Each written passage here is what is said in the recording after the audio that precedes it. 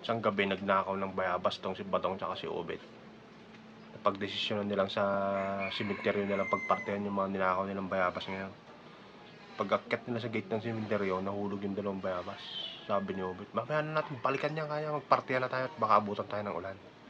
Sige, sige, kaya naman ni Badong. Itong si Tatos lasing na lasing. No choice siya, sa simenteryo din ang daan niya.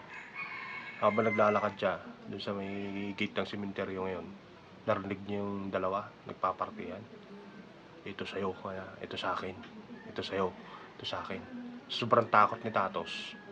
Tumakbo siya ngayon sa simbahan. Tinawag niya yung pare. Pader, sabi niya, narinig ko si Lucifer, sabi niya. Pinagpaparti-partihan na niya yung mga bangkay dun sa simenteryo. Samahan mo ako, kanya puntahan natin. Sa kagustuhan ng paring malaman kung totoo hindi, pinuntahan nila ngayon.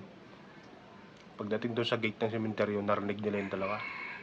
Last na to ha, sabi niya, ito sa'yo, ito sa akin. Ito sa'yo, ito sa akin, sabi niya. Di pinakikinggan maigi ng pare. Teka, kani Ubed. Paano yung dalawa ron sa gate, sabi niya. Nagtinginan si Tatos ngayon, tsaka yung pare. Tatos, kaya takbo.